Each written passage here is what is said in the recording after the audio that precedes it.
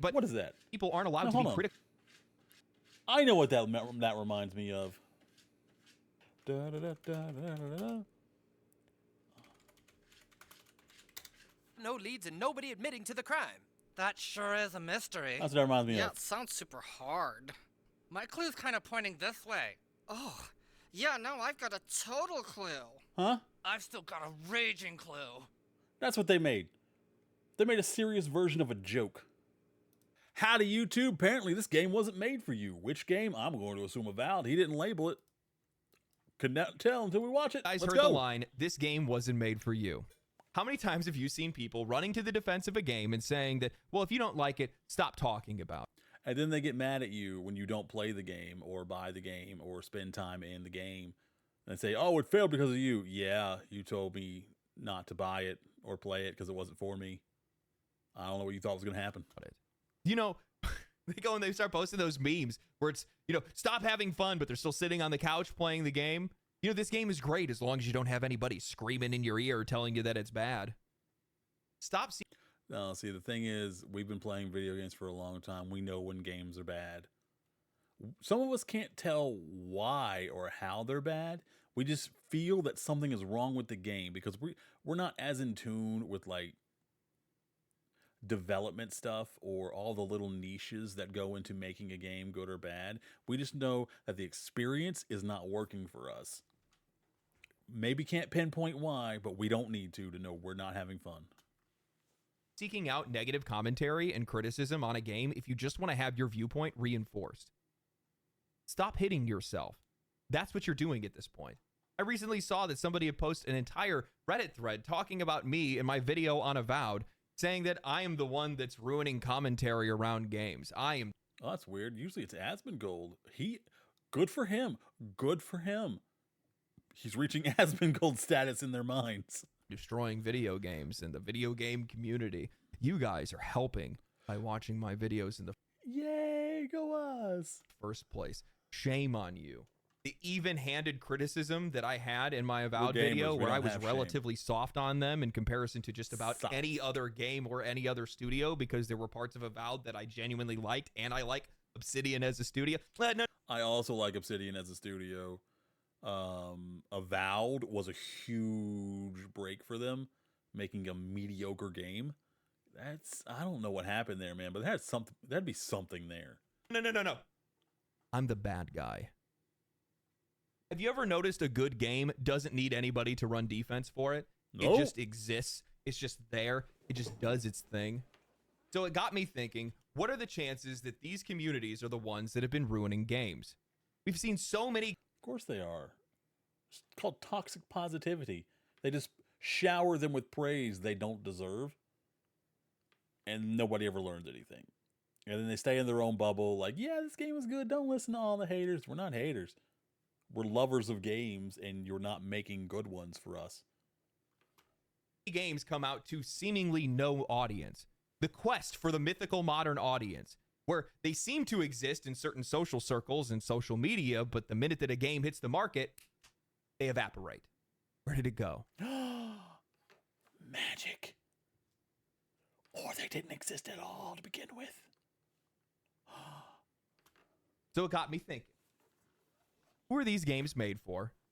Why are they making them for them? And why aren't they buying them? Maybe it's They not don't me play ruining games. gaming. Maybe it's you. You know how we can take back Ooh, he looked right into your eyes and told you you're a bad person. You're going to take that? You're going to take that, guys? gaming? You can start making games yourself. And you guys can do that with today's sponsor, boot.dev. The vast majority of it is relatively fair and observable in-game. But there has been an unbelievable amount of white knighting and running defense in the face of criticism and poor sales on Steam. Why'd it gotta be Avowed white? is incredible, especially when you don't have a YouTuber lying to you. If you hate Avowed, you probably didn't play it. Stop comparing it to Skyrim. But if the game is so incredible, then why does it need... You can't not compare it to Skyrim. You're only saying that because it's nowhere near as good as Skyrim. But like, if you make an open world RPG, it's going to be compared to the best ones out there, like Skyrim or Baldur's Gate 3. There's no way around that. If you don't want to compare to it, make it something different, something new that they can't really compare it to. like different enough that the comparisons won't actually hold that well. But what you did was you made an open world RPG like Skyrim, but worse because you were too lazy to put any actual love and detail into it. This much defense. The same trend then plays out in Avowed Steam reviews. Plenty of positive. Why is he so shiny? Is he sweaty? Is his texture bad? Look at that smug face. Look at it. She's into him. She wants that fish, man. Ratings, yet their words say they're underwhelmed. Game is okay. It's objectively mid. Wish there was a way to rate games I don't recommend or condemn. Some even go out of their way to tell you not to compare it to other games. This isn't... Like, her face is... After the smug. After the smug. Like, why is her mouth doing that? Look at her mouth. Words say they're underwhelmed. Game is okay. It's objectively mid. Wish there was a way to rate games I don't recommend or condemn. Some even go out of their way to tell you not to compare it to other games. This isn't Skyrim. Don't compare it to Baldur's Gate 3 or Kingdom Come Deliverance 2. It's this weird mix of gatekeeping and defensive posturing, as if people aren't allowed to be critical of something without being treated like enemies. Nobody is saying that you can't enjoy Avowed. If you do, that's great, but what is that? People aren't allowed to be critical. I know what that reminds me of. Da, da, da, da, da, da, da. No leads and nobody admitting to the crime. That sure is a mystery. That's what that reminds me Yeah, of. it sounds super hard. Whoever did it must have been angry with the school. Oh. Ooh. I think I'm getting a clue. Really? Yeah, this is totally giving me a clue right now. Oh. I'm starting to get a clue too. My clue's kind of pointing this way. Oh. Yeah, no, I've got a total clue. Huh? I've still got a raging clue. My clue's pointing over there now. Oh, let's follow that. That's what they made. They made a serious version of a joke. Hearing that Avowed isn't made for me, that somehow I should have known not to buy it. Like there was some secret label that was warning me, but I had missed it. But last time I checked, well, open world fantasy action RPGs are exactly what I play. That's my genre. That's what I love. But apparently there was some secret subsection of that genre that I don't fit into. How does that make sense? Oblivion is one of my most favorite games of all time. I just finished Kingdom Come Deliverance and now I'm playing the sequel. I have hundreds of hours in Skyrim and Fallout. I love The Witcher 3, so how am I not the target audience for this? Maybe don't we all, brother? Witcher 3, Skyrim, Fallout, some good stuff, man. That is some good open world stuff. 4 was a little boring, but honestly, it looked the best and it kind of played the best. But the story and dialogue and characters were kind of boring. Isn't that Avowed wasn't made for me? Maybe the problem is it was made for no one, because I've seen a lot of people arguing that games don't need interactivity, that realism isn't necessary, and that games like Avowed don't need to have those kind of features just for the sake of having them. All right, that's fine. Explain this. How does removing basic interactivity from a first-person RPG make it better? Please, take the time to explain that to me. How does it enhance the experience when you can't pick up objects, when you can't touch the world, when you can't interact with doors, when people don't move around towns? It doesn't. Oblivion and Skyrim are decade-old games within the same genre, using many of the same systems, yet they feel light years ahead in interactivity. And that's because those people cared. They cared enough to put fish in the water. They cared enough to make arrows stick to stuff they should stick to and bounce off of stuff they shouldn't stick to. They cared enough to put swimming in the game, because why would you make an open world with a bunch of water that you can't swim in? That's not open. It's barely a world. Somehow, we're not allowed to compare them. And why is that? Because it makes Avowed look bad? That's the entire point. If a game that came out in 2025 is getting obliterated by a game made in 2006 and 2011, then maybe the problem isn't the comparison, maybe the problem is the game itself. Look at the lengths that they have to go to. Yesterday, I saw a Reddit thread pop up that was talking about me and my video on Avowed. And it was titled, "The hate for Avowed has made me realize something. I just fucking hate gaming discourse right now. I just got done with a video reviewing the cope of a game and saying they should expect more from themselves. Honestly, why? Why does it have to be the best game ever? Why can't it be a good romp? People fucking suck and I'm sad and..." It's not. It's not a good romp. It's a good romp if you've never played an open world RPG before. That is one of my main genres. So I'm very, very defensive with it. I have a lot to compare it to, and I'm not going to go easy on it. When I've played fantastic RPGs, yours comes along a decade later and it sucks and it's boring and you can't be bothered to put minute details in there to make the world feel livable, which is the whole point of an RPG. You need to feel like you are living in that world. That's why we play those games. If it was a fighting game, no. If it was a shooting game, No. If it was a horror game, no. Well, kinda, but only the horror aspects. You don't even need like detailed things because there's a lot of low quality horror things that don't need all that. As long as you have a good grasp on horror. But an RPG is role-playing game. And if you don't feel like you live in that world or you're immersed in that world, you failed as an RPG, plain and simple. And I'm over it, man. The top comment read, honestly, I think it's helpful to remember that none of this is about gaming and it has nothing to do with the games in question. What we're seeing is a global level slide into extreme partisan rhetoric fueled by both organic and inorganic media algorithms, the same mechanisms accelerating divisive politics that are bleeding into every aspect of life. Watch for keywords, trending rhetoric, and viral talking points. You can find them or some variation thereof in every form of online discourse. I'm not arguing any vast conspiracies, only saying it's an evolving consequence of destabilizing global socioeconomics combined with new technology that has allowed propaganda and That was a lot of big words to say. It's not their fault. echo chambers to spread like wildfire. To clarify further, I'm not saying that all criticism of this game or others is invalid. Actual criticism has always existed and is absolutely legitimate. It's only the hyperbolic hatred using all the same keywords that is nothing but a byproduct of a larger dynamic. There are many vested interests in the world who trade on, monetize, and utilize humans' capacity for hatred and fear. They've always been commodities, and now they've become one of the most powerful products in the global market. I'm highlighting this because it needs to be called out. This is the exact kind of caustic, self-defeating discourse that is poisoning gaming culture and the industry. Someone reads the title, listens to 1 minute of a video, and goes crying into an echo chamber because they're afraid that they have the wrong opinion. Nothing in this entire thread disproves anything that I said, not one point. Instead of actually addressing any of my arguments, they go straight to political straw men, painting me as a grifter, right-wing agitator, and That's because they don't have any other points other than ones that they make up and lie about. If they had an actual point, they'd be using that. anti-woke, just so they can comfortably dismiss my opinion without actually having to engage with it. Because if you don't slap a label on me first, then you might actually have to consider that I, like many others, just didn't enjoy the game. Here's the thing, I don't talk about politics. I don't care about identity wars. I don't make videos talking about DEI, and that's one of the reasons why people like watching my videos in the first place. The only anti-thing I am is anti-bad games, and that video that I had made was about Avowed, a game that felt lifeless, that lacked interactivity, and it was a game. The handsome nerd is right. All we care about is a good game, and you didn't provide that. You provided a game that was meh, subpar. Game that failed to meet my expectations as a fan of this genre. But these people can't process that. They can't seem to accept that somebody might just not like the game, so they have to invent some entirely different narrative, one where they are noble warriors defending against some political invasion, and they have to tell themselves that any criticism of a game is part of some orchestrated culture war, as if it couldn't possibly be that somebody just has independent thoughts about a game. This is the exact same kind. Independent thought isn't allowed in their world. That's not how it works. They all have to share the same brain cell and opinion. Otherwise, you are an imposter. You are a mimic. You are the thing. You don't belong.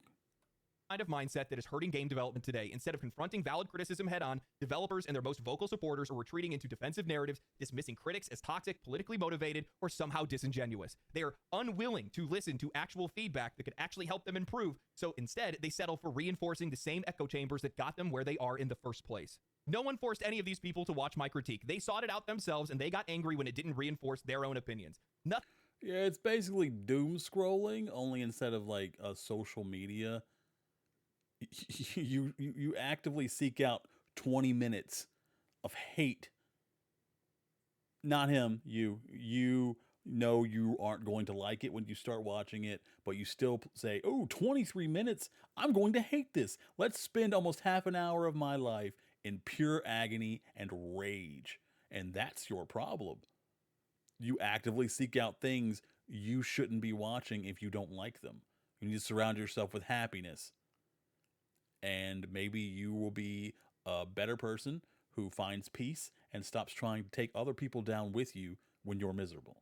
Nothing in that Reddit thread disproved any point that I made. Not a single commenter, not one of them offered a counter argument explaining why Avowed's design decisions were good. Not one they don't have justified one. why basic interactivity had been stripped from a game in 2025 and how that was acceptable. Instead, they made a Because they didn't play any of the ones before 2025. They played this one, so it's the best one ever.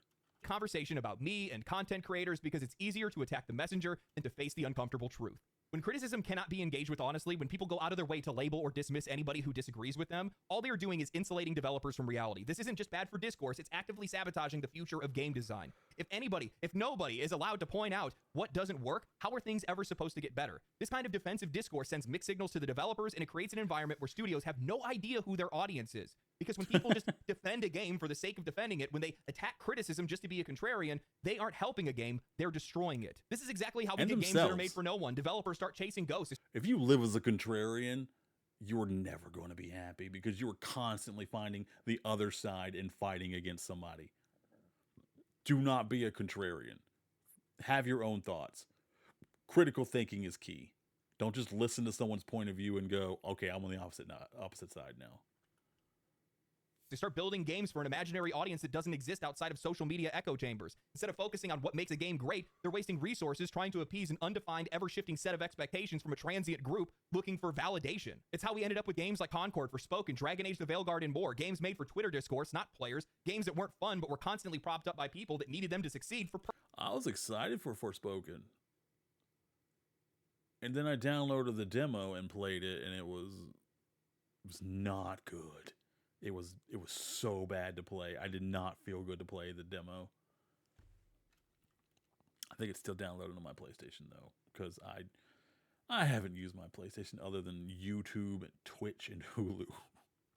personal reasons. Look at the ridiculous priorities that make it into modern games today. Games designed around whether or not you can pet a dog rather than whether or not it actually plays well. This is why Ubisoft thinks it's worth bragging about how many cats you can have in your village in Assassin's Creed Shadows. It's why developers are spending time designing pointless meme bait mechanics instead of actually refining their gameplay. Look at some of the most common demands that we've seen over the last couple of years. Does the game let me pet the dog? Why are female characters so sexualized? To be fair, if you put the dog in the game, you should let people pet the dog. It's not important to the game, but it does mean a lot to people. When they see a cute dog, they want to pet the dog. Just let them pet the dog. It's not that big a deal. Baldur's Gate 3 would have done better if it was an action RPG. Elden Ring needs a difficult... Baldur's Gate 3 swept awards. Baldur's Gate 3 is the gold standard of RPGs. What do you mean it would have done better? Slider, and it has an accessibility problem. These aren't real design critiques. These are discourse points. These are demands from people that engage with gaming as a conversation piece, not as a hobby. Developers keep prioritizing the wrong things, chasing an audience that only exists on Twitter and Reddit, and then they sit back and wonder why their games don't sell. Criticism is necessary. It's how this industry improves. It's how bad design gets corrected and good design evolves. But the second you start insulating a game from criticism, the second you start to punish people for legitimate complaints, you aren't protecting the game. You're ensuring that the next one is going to be even worse. You know, not too long ago, I was bringing up how people are so afraid of criticism today. So many people are afraid of any type of negative discourse whatsoever that oftentimes you'll see somebody over on Twitter put out their opinion, and if it gets rejected or criticized in any way, they'll go protected or they'll delete their account. That writer that everybody likes to hate, Listener Mercante, she posted talking about how anybody that was criticizing Avowed, or some of the people they're criticizing Avowed, aren't adding anything meaningful to the industry. I commented back simply saying that that's funny because they're actually contributing with their money, which is likely the most important contribution of all, and protected.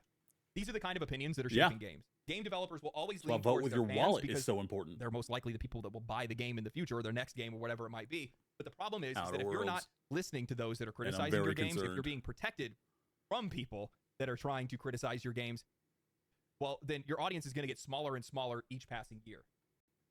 If you're down to the point where you have to have your fan base out there telling people not to compare a $70 AAA full-priced game to games made over a decade ago, you're in a real bad place. You're in a very, very bad place. This is why we get tone-deaf games. They are making games for their protectors. And these folks are contrarians. They see people that are out there and they see themselves as white knights and they have to defend the game that they like because, well, they can't have a wrong opinion. And the only way to not have a wrong opinion is to go after those people. Anytime they see negative comments, it sends their blood pressure up over 140. They're pulling their blinds down and checking out the window to look outside. So last Thursday, Republicans never look outside. You know what's outside? Through their billionaire. The rest of the world. And no offense, but a lot of it sucks. There's a lot of it's beautiful, but a lot of it sucks. Don't look outside. Unless it's raining or snowing, then it's beautiful. If it's sunny and bright, I'm not a big fan of that, but I'm a snowman, so I'm biased. Negative discourse can't exist. And because of that, it's painting an incomplete picture for some of these games for what a general audience actually looks like. And that's why they're not finding an audience that resonates with some of these games. And now while the players are definitely making their contribution to muddying the water and making it difficult for some of these studios to nail down who their audience is, It doesn't help that these developers are looking in all the wrong places as well. I saw a tweet the other day from Michael Dowse, Larian Studios head of publishing, and it really hit the nail on the head. Because he Kingdom was Come talking about how Deliverance. so many of these big budget games don't actually tell players what they are before launch, nor do they understand who that audience is before they launch. They rely on billboards, hype, and Well, yeah, they can't tell players what they are before launch if they don't know what they are before launch. That makes sense. That tracks. broad marketing campaigns, but they fail to build any real relevance or resonance before they release. It's a completely avoidable disaster, but it keeps happening because these games are assuming that they have an audience before actually trying to earn one. I'm And so that's where excited to industry play keeps this going game. wrong, because for years now, publishers have still been relying on outdated methods to try to figure out what players want. Metrics, surveys, focus groups, and curated fan That guy's feedback, ugly, man. painting a imaginary picture But that mustache is glorious. When I'm older, I would love a mustache like that. Thing is fantastic. of what that audience actually looks like. Now, what makes matters even worse is today's modern internet culture where people don't actually say what they think. They say what they think they're supposed to say. They posture, they virtue signal, they perform for social approval, and if you're a game developer that's listening to that, well, you're going to get wildly inaccurate data on what players actually want. That's how we end up with insane takes like PC Gamer's recent article claiming that today's teens and young adults aren't interested in romance in video games. Really, that true? the same teenagers and young adults that are obsessing and shipping Genshin Impact and Honkai Star Rail characters Yeah, they spend billions of dollars on waifus. They absolutely are interested. There's no question about that. the same ones fueling the insane success of visual novels and dating sims, they don't want romance. Interesting. But because a survey told them otherwise, You mean the same people who rage online whenever two girls don't kiss in a cartoon? Yeah, I'm aware. Remember She-Ra? BS, they don't want relationships. now developers are going to run with that and take it seriously and start making games under the assumption that this is what people want. This is what happens when you rely on performative data rather than actual engagement. If today's teens and young adults don't care about romance, explain why Baldur's Gate 3 blew up over its character interaction. Explain why love and deep Oh, let's see the percentage on the trophy and achievement for romancing the squid guy. space pulled nearly $500 million in revenue. Because here's the thing, surveys, focus groups, and social media feedback today aren't about truth, it's about posturing. We live in a world where people unironically call a 21-year-old a former teen in a protected class, where any romance in media is scrutinized under a moral Wait, what? microscope. When did they start calling people in their 20s former teens in protected classes? Protected from what? What do they need protection from besides the corrupt college system that puts them in lifelong debt? Where people are constantly worried about how their opinions will be perceived. And when that's the environment in which you're conducting surveys, you are never going to get honest answers. That's why the best way for you to be able to understand what players want isn't to ask them, it's actually just to go watch what they're playing. Look at the games that have stood the test of time. Dark Souls didn't need to pander to younger audiences to be loved by younger players. Elden Ring didn't need focus groups to figure out whether or not it was a worthwhile investment. Baldur's Gate 3 didn't need to be rewritten for modern sensibilities to be the biggest RPG in years. Marvel Rivals doesn't need to have socially safe designs to be popular. The most successful games across multiple generations are the ones that focus on simply being great games. They weren't built for a specific demographic. They weren't designed to be socially approved, and that's what made them timeless. But I think the biggest mistake that these developers are making isn't just using bad data, it's that they're trying to forcefully blend audiences that don't need to be blended. Instead of committing to a clear vision, they're trying to make a game that appeals to both youth and adults at the same time. And in the It's not how that works. That's not how that works at all. That's two very different demographics, especially whenever you need the kid to like it, but the parent to watch it and be okay with whatever the kid is liking, while also liking it themselves. So they have to like it themselves, and the kid like it, and the adult approve of what the kid is liking. And we all know kids like the stupidest stuff, and like dirty things, and any mention of curse words or possible nudity. They like, oh, girl, curse word. But like the parents, a lot of parents are gonna like that. They're not gonna like the things that the kids like. And they're not going to like that the kids do like the things that they like. It's just how it is, man. process, they're making games that don't resonate with anyone. I can't be the only one that's noticing how many mature-rated games are suffering from an identity crisis. They want to tackle mature topics, but they refuse to actually write or present them maturely. They soften the language, sanitize the characters, and dull the edges of their That's stories. interesting. They leaving put players like with how something that hard feels it's going to be on the dialogue options now. They didn't have that in the first game. completely disconnected from its Oh. own themes. The reality is, mature games, or any game for that matter, really doesn't need to be designed for a specific age group. Great games are ageless. Everyone appreciates a great game, regardless of their age, and the moment that you start tweaking the language, tone, and the content to be able to pander to a specific demographic is the minute that you're going to lose the entire audience altogether. This is why, from my perspective, I don't think it's really worthwhile to target age demographics specifically in video games. Unless you're actually making a game specifically for children or specifically for adults, there really isn't any reason to design a game around who it should be for. Instead, you should be focusing on what makes that game engaging. Watch to the end for a And discount what does code make to Avowed restreams, engaging? upload and stream. Being a content creator. Look at the game. The only thing I can tell you that I for sure like is that the guy who voices Garrus in Mass Effect is like your main companion. And I like hearing that man's voice. Not only is he great, but it takes me back to Mass Effect days. And Mass Effect was a heck of a trilogy, man.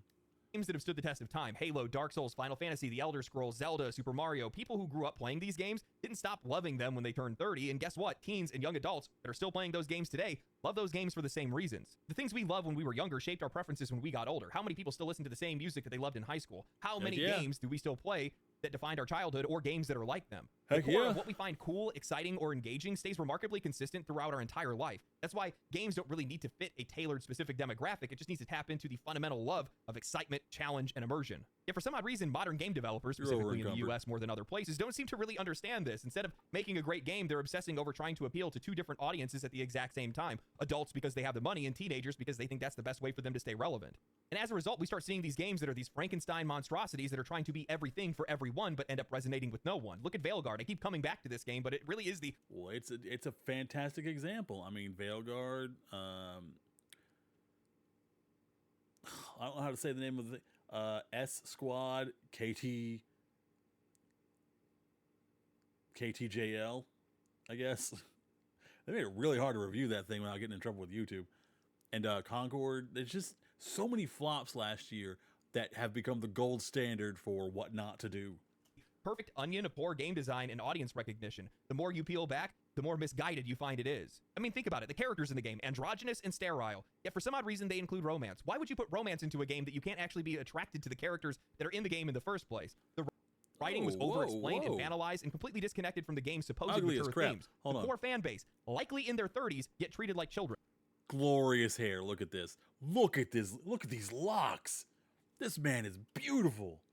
This is why so many modern games end up feeling soulless, because they aren't being designed with a strong creative vision. They aren't being designed for a real audience. They're being designed to pass through multiple layers of corporate approval, sensitivity checks, and marketing analysis, stripping away anything that makes them feel personal, passionate, or bold. Instead of creating something great and letting it find its audience, they're trying to chase some imaginary audience that doesn't actually exist. The best games don't need to be age restricted to find success. They just need to be authentic. That's why games like Elden Ring and Monster Hunter pull players from across multiple generations, because they focus on gameplay first, and that's the most important thing. They don't compromise to fit some imagined modern sensibility. They don't try to be everything for everyone. I get that my criticism and language at times may be colorful, but that's because it's authentic. That's because I'm saying what I mean, and I mean what I say, and my opinions, I'm expressing them openly. And I'm going to get some critical feedback out of it. I'm going to get some people that are critical of me, and guess what? I listen to that stuff because that's how you get better. You need that to be able to improve. But when you have audiences that are out there that are trying to shield games from criticism, shield these developers from the people that don't like their games, well, they're doing far more harm than they actually know. And yeah, also, true. it's just rat behavior, and it deserves to be called out. It's disgusting. Also very, very true. You know, these companies have to adjust and adapt. Their methods are outdated. The internet is often inauthentic. And because of that, you have misled creatives that are using performative developers to make performative games for performative audiences, a whole lot of pretending, a whole lot of bad data. And it just doesn't perform well. Plain and simple. Put on too many performances, no one shows up to the show. And a whole lot of games without any audience. You need observable data. This industry is evolving to the point where it's becoming much more scientific. You need to actually observe your subject, see what they want, see what they're doing, and then iterate on that. You know, I've talked about this before, but I was in on Baldur's Gate 3's early access. Incredible journey. Developer notes were really detailed. The feedback that we would get, the panels from hell, the updates that they would do. The entire time, while they were collecting data, they were doing polls and stuff like that as well. But for the most part, they just sat back and watched how people interacted with the game. What did people try to do the most? What did they, you know, what spells did they use? What classes did they pick? What choices did they make? They took that data and then iterated on it, and they just acted as a tailor, fitting it like a glove to the player. And that's how you get great games. That's what you have to do nowadays. You can't come up with some pre-designed audience anymore. That doesn't work. You can't go and read social media. You can't watch, you know, you can't listen to, like... Never read social media if you want accuracy. That's, no. I mean, you could pick like 1, 2, maybe 3 people that you know are going to tell the truth. Like, say, him, Asmongold will tell you the truth, even if it's incredibly brutal. Skillup will be completely honest with you, no matter what. You just find some honest reviewers that everyone respects, well, at least all the gamers respect. Nobody else really matters because those are people who aren't gamers, so they don't understand. Just find them, see what they're saying about it. Maybe get in touch with them personally. That's why you send out review copies to actual reviewers, not journalists who are going to sit there and fondle your testicles. Because that's what they're going to do. They're going to fondle your testicles so that you keep sending them stuff. And then you're just stuck in this loop of positivity you don't deserve and they don't mean. Like things that are said on Twitter or on Reddit, because oftentimes people aren't really saying what they mean. They're just saying whatever they can to get the most people to agree with them because they need that interaction. They need to be accepted, baby. Right here. Get that validation right into my... And then there's that other side where they're not saying anything positive. They're just hating on it to get engagement from that direction. There's people on both sides ruining everything for everyone. veins. But that's what you have to do. You have to ignore that kind of stuff. You have to be dynamic. And I think a lot of these companies are still stuck in their ways. And because of that, it's leading to a lot of these games failing to find an audience. You know, I love topics like this. You guys got to keep in mind, I am a marketing major that got into construction. I have a degree that I never got to use. It's the whole reason I made a YouTube channel to begin with, was because I wanted to understand what players' needs were. I wanted to understand how these games were finding an audience or how they were failing to find an audience. And I wanted to be somebody that could advocate for games to be able to reach audiences better. I think that once I get a little bit more comfortable with YouTube and I feel a little bit more stable on the platform, I'll probably start to try to get into at least consulting with marketing and, you know, customer outreach and stuff like that. Because I think that personally, I think I could do a lot of help. I don't know. There's probably plenty of people and make a lot of there, money, especially on that's Reddit. Very apparently, important. that That's a wouldn't want me very to do important anything part of of the this. sort. So I don't know. We'll see. But anyway, hope you guys enjoyed the video. If I you guys did. did, well, like the video, share it with your friends. Give 'em a Follow me like. on Twitch. Share with your Follow friends. me on Twitter. People have been enjoying. Also follow me on Twitter. I'm almost affiliate. Every follow counts. I'm down to like 17, I think. I'd appreciate it. Give him a like and sub if you liked this video. Give me a like and sub if you liked my commentary. I feel like the South Park clip alone earned the like and sub. Leave a comment down below. I don't care about Avowed anymore, but you're welcome to talk about it, and I will be happy to discuss it with you in the comments. Or you can tell me what your favorite episode of South Park was. Mine was probably Butters' very own episode. It was all about Butters. It was crazy. It was funny. It was a good time overall. Thanks for watching. Stay safe. Stay hydrated. This was a long one. Mwah.